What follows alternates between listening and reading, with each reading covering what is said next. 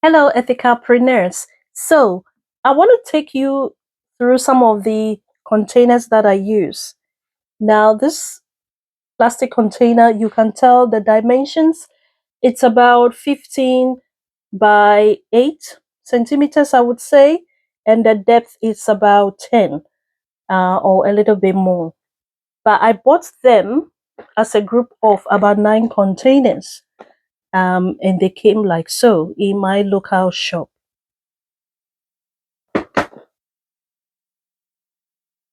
And I think I already showed you this bento lunch box. There were dividers in the box which I've taken out, and I'm using it to store some of my jewelry making tools, such as the pliers. So probably some of you are already familiar with how sometimes all you can do is to repurpose containers that you would otherwise throw in the recycle bin. You can recycle them for your jewelry making tools. And that's exactly what I'm doing. So you can type in the comment box if any of these setup reminds you of how you started. I've been doing jewelry for about 8 years now, and I do it more on part-time basis. So I don't do it full-time like some of you guys do. But I keep changing my setup every now and then, and I'm quite satisfied with how things are going. And I believe that if you want to watch a video that shows you behind the scenes of how you can actually start. Now, one thing that blocks people from starting something such as jewelry is, can I do it? Do I have the right materials? I would say yes. You don't need very expensive things. Simple pliers you can start with. And I would make a tutorial on the most basic jewelry making pliers that you can start with. But today we are looking at some of the storage ideas in case you might have some of these containers or boxes at home. You don't need to throw them away. You can put them aside to start storing your jewelry. That's the whole idea.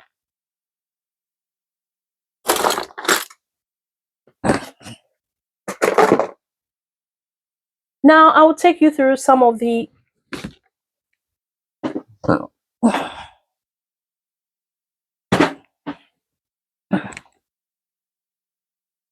Now we can have a look at some of the more purposeful containers for jewelry. When I say purposeful, I mean they are boxes for jewelry supplies.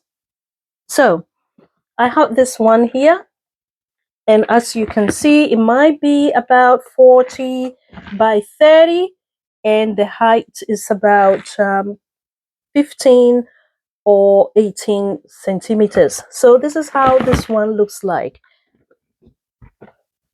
Inside this box, I've got some jewelry beads, which I found actually today. So some of these beads were donated to me by friends. Sometimes friends give me some of their jewelry. Some of them too are old ones I bought that I never quite found the right project to use them for.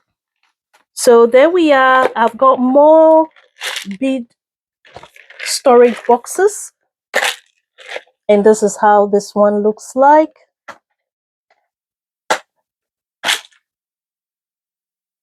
Okay, so I've got different types of beads, and this form part of some of the stash that were donated to me by friends.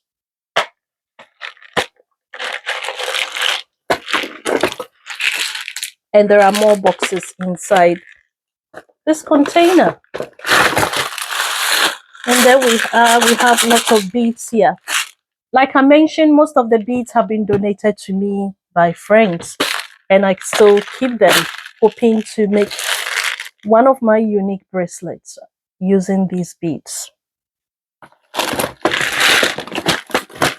Now, what a clever idea to use the pill box for storing very small jewelry findings like metal beads or seed beads. You can easily use the pill box to store some of your beads. It's such a smart idea. And we have these round containers which you can easily unscrew, and I have more metal findings inside here. So you need to be very careful when you're using these containers to store your jewelry. Make sure that they don't break easily. You can easily screw on and screw off, and they can keep your jewelry findings safe. Now, I want to show you one of these containers. I actually got this one off Temu recently. So this has about 38 little boxes inside, and I will show you how this looks.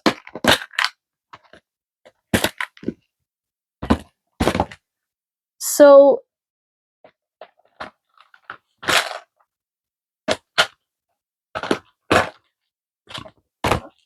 this is how this looks like.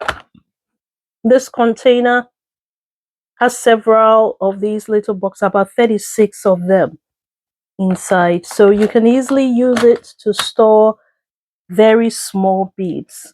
And that's what I have done. These are my seed beads. That's how I store them.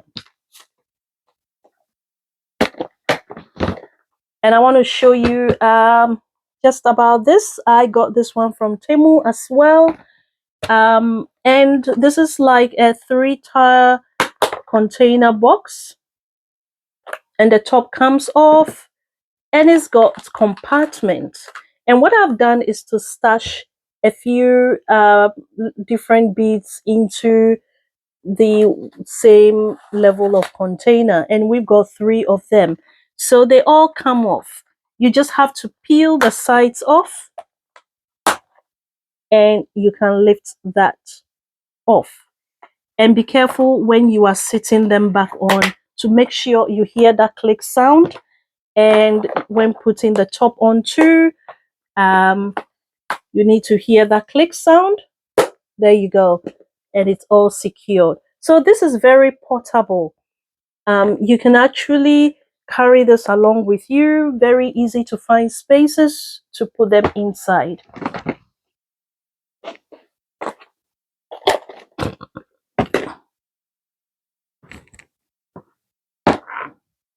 And I have a bigger storage box here as well. Now,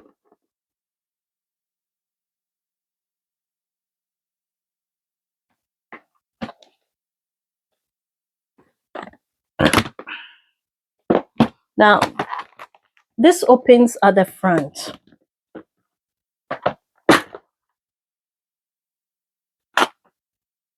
And I think I showed some of you guys this in my previous video.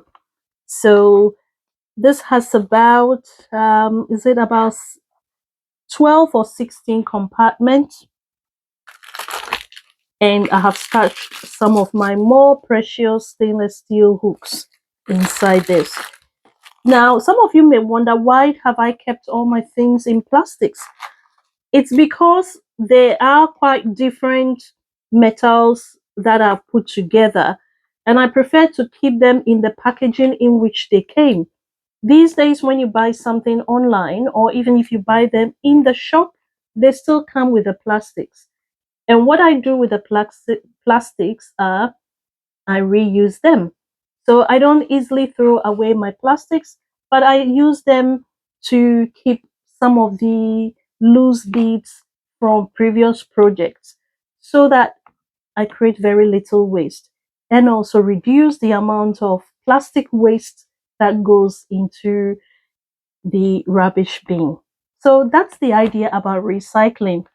Reusing, repurposing containers, materials, or storages that can be repurposed.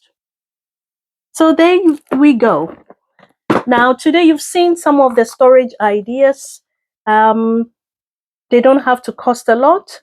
When you want to get budget-friendly storage, you can get them online.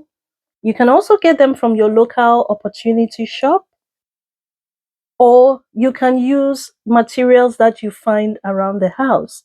And the materials you find around the house can include packaging materials or containers for other items that might be lying around in your home, or from previous purchases of jewelry making materials. I hope you enjoyed this session. I'm a course creative.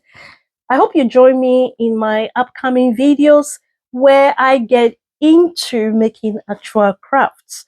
But I thought some of you may be wondering how I store different materials.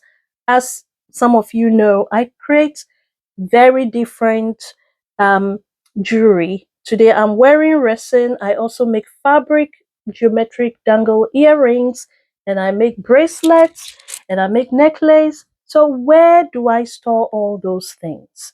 And just 1 second, I also want to show you some of the fabric of cats. I'm still working out how to store my fabric of cats, but for now, they are all stashed in this plastic bag.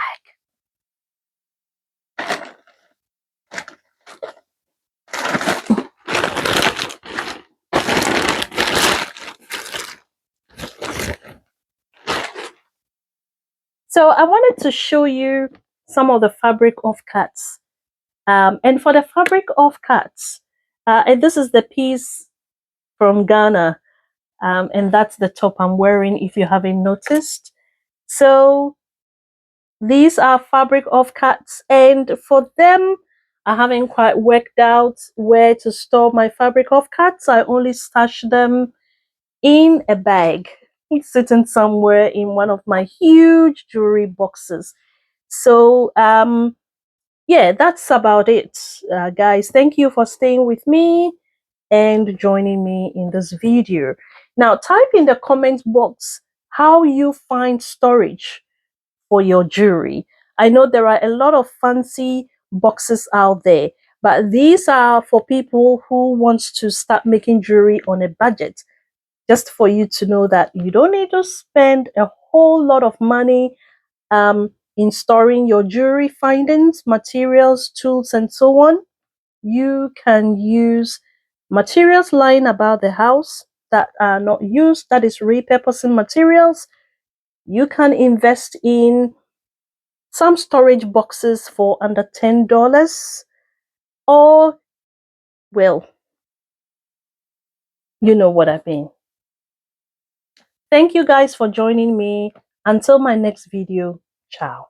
Bye.